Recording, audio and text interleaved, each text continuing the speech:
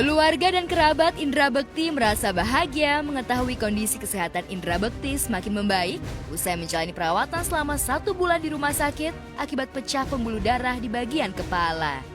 Kini Inbek sudah di rumah walau dinyatakan sembuh namun ia tetap harus menjalani terapi secara rutin. Ini lagi latihan besok terapi. Besok terapinya 3 hari dalam seminggu. Semuanya latihan Lagi latihan lihat tangannya. kalau yang gini kayak gitu juga sama.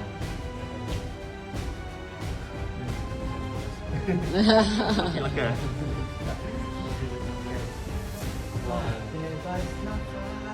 Tutup kan? Iya bener.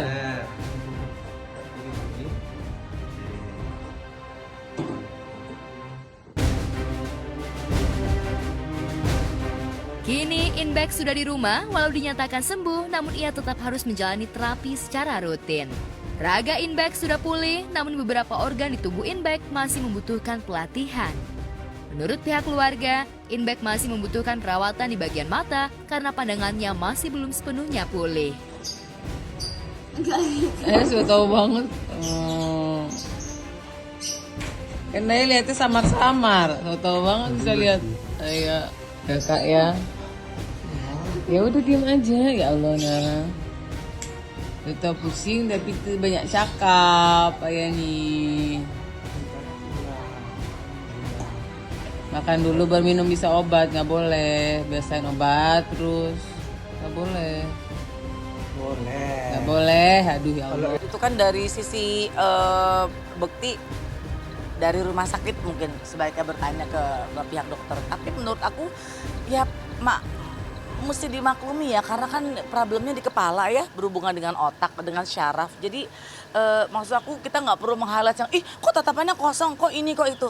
Ya kita mesti menyadari bahwa Bekti itu kena problemnya kan di pecah pembuluh darah otak. Jadi bukan hal yang main-main gitu. Sekarang pun dia lagi struggle banget untuk bisa mencoba pandangannya bisa lebih jelas lagi. Mungkin karena dia sulit untuk bisa melihat objek, jadi dia mungkin melihatnya juga nggak bisa terlalu jelas. Jadi menurut aku ya sekarang yang kita inginkan adalah membuat Bekti bisa kembali seperti dulu lagi.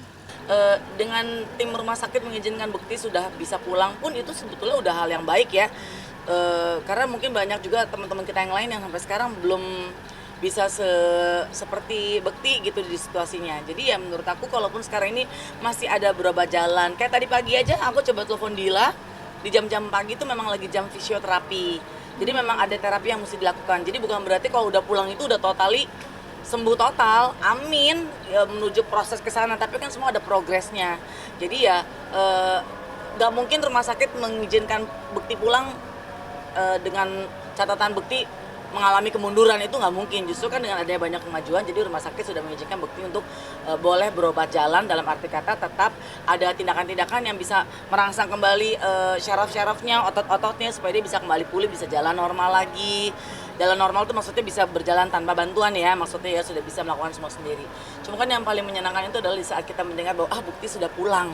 Itu aja menggembirakan karena kan hampir udah lebih dari 21 hari ya di rumah sakit. Meskipun anak-anak datang ke rumah sakit, tapi kan itu kan tetap aja beda hawa kamar rumah sakit dengan hawa di rumah gitu kan, pasti kan beda. Terlepas dari proses pemulihan itu, sebelum Inbek sampai di rumah, ada momen yang mengharukan terjadi selama di rumah sakit. Salah satunya ketika Inbek yang mendadak berdiri dan langsung melangkah menuju mobil menjadi momen tak terlupakan.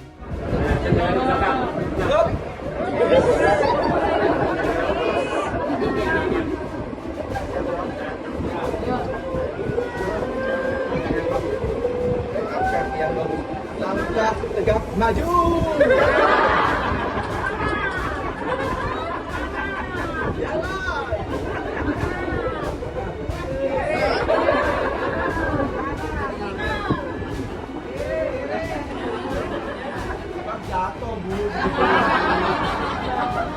Tanggal 21 kemarin sekitar jam 2 jam 3 Bekti sudah diizinkan pulang oleh Rumah Sakit Abdi Waluyo untuk boleh berobat jalan, jadi sudah bisa kembali ke keluarga untuk bisa berobat jalan.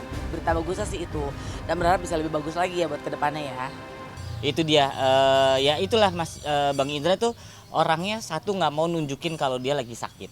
Terus dia tetap maunya orang taunya dia happy gitu. Jadi apa namanya, pas kemarin pun lagi mau keluar rumah sakit pun dia bangun tiba-tiba itu dari kursi roda, terus megang tangan pemilik rumah sakit, terus berlaga so jadi paskibra gitu kan, ya otomatis kita semua jadi ketawa juga ngeliat itu ya, kaget gitu, di luar ekspektasi gitu ya. Itulah dia maunya terus menghibur, terus bikin orang tuh seneng, ketawa kayak gitu.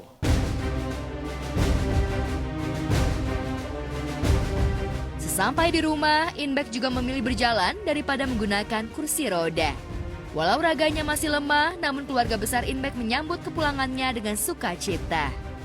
Kemarin sih kalau dari kita juga belum sempat ngecek ya berat badan sebelum sama sekarang ini berapa, tapi memang kelihatan agak kurusan gitu ya. Mungkin karena juga kan kalau makanan di rumah sakit beda nih. Kalau kemarin mungkin dia agak membuncit itu karena jajannya sembarangan, sedangkan kalau di rumah sakit kan bener-bener makanan yang apa ya istilahnya sudah diperhitungkan segala macam.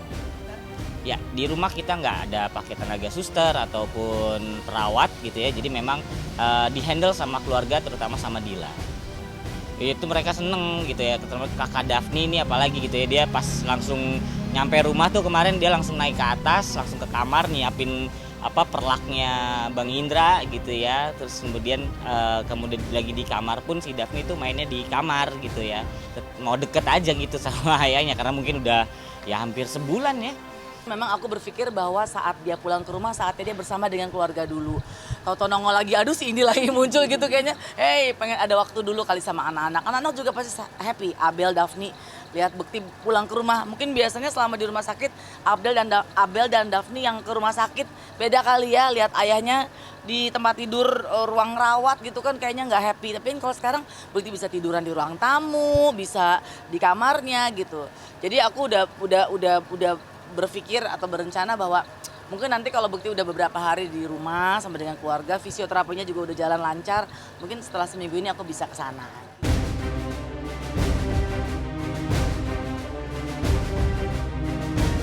Kesembuhan Inbek yang sempat mengalami sakit di bagian kepala membuat banyak orang kagum. Bahkan dokter yang merawat Inbek mengakui jika semangat hidup Inbek begitu besar sehingga tingkat kesembuhan serta proses pemulihan kesehatannya begitu pesat. Maka wajar jika Inbek lebih cepat diperbolehkan pulang. Sementara dia masih ada fisioterapi beberapa kali juga itu untuk sampai dengan dia sudah bisa apa ya kuat ya gitu, stabil dan kuat gitu. Kemudian kontrol ke rumah sakit itu tetap harus karena kan tetap akan dilihat nih perkembangan di kepalanya seperti apa. Kalau ketemu aku tiap di rumah sakit, dia yang bikin aku emosi sebenarnya. Emosi dalam arti kata bercanda mulu, tawa-tawa, apalagi pas terakhir ya sebelum dia pulang ke rumah tuh hari Jumat sebelum Bekti pulang ke rumah hari Jumat ketemu itu namanya ketawa nggak berhenti. Maksudnya dia bilang muka aku kayak laut lah, dia bilang aku kayak mukanya kayak Shinchan lah, apalah dia pokoknya ketawa-ketawa, pokoknya bercanda-bercanda suka nyanyi-nyanyi gitu. Jadi aku emosinya kayak gini, ya lu tuh lagi kita jaga supaya jangan terlalu overreact di emosinya atau apa, tapi malah dia yang bikin aku jadi, hey jangan banyak ketawa-tawa terus, kadang ketawa-tawa sampai seneng. Cuman ya aku cuma pengen dia punya hati senang aja sih saat ini. Karena kan kalau kita lagi sakit terus hati kita pedih dan sedih kan juga kayaknya sulit ya untuk bisa tenang.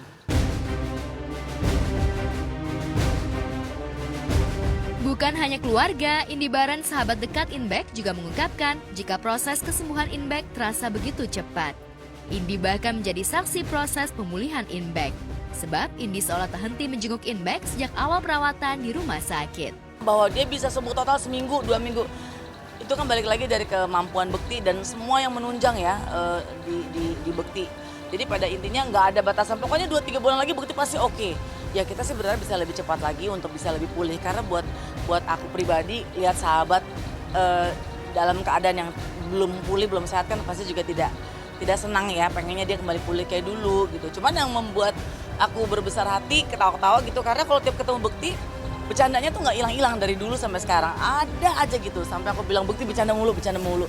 Cuman senangnya karena oh ya berarti ciri khas atau karakternya Bekti yang nggak berubah itu adalah dia memang senang bercanda. Aku nggak tahu. Jadi kalau aku kesana kayak waktu seminggu lalu waktu ketemu Bekti pas buka pintu dia udah duduk kan gitu, udah bisa duduk sama terapis dari fisioterapinya. Aku tuh langsung refleks, udah bisa duduk gitu. Terus dia nengok, iya gitu ya. Kalau aku sih ingat mungkin kalau kita bisa bawa suasana happy gitu, dia juga ke-trigger untuk bisa happy gitu. Karena orang-orang yang mungkin case-nya seperti Bekti lebih senang kalau dibawa hal-hal yang menyenangkan, bukan diceritain hal-hal yang bikin dia sedih. Atau aku nggak pernah gitu pada saat setiap besuk aku nanya, ingat nggak waktu kemarin ini operasi, atau aku nggak pernah nanya kayak gitu. Pasti yang Bekti lu inget nggak sih dulu kita gini-gini, jadi ngebawa dia untuk flashback ke memori-memori dia yang dulu yang bikin dia happy. Dan ternyata terbukti gitu bahwa kalau Bekti diajakin ngobrol yang menyenangkan, yang lucu-lucu juga jadi ketawa-tawa. Itu kan menstimulus kemampuan dia untuk bisa lebih happy lagi gitu.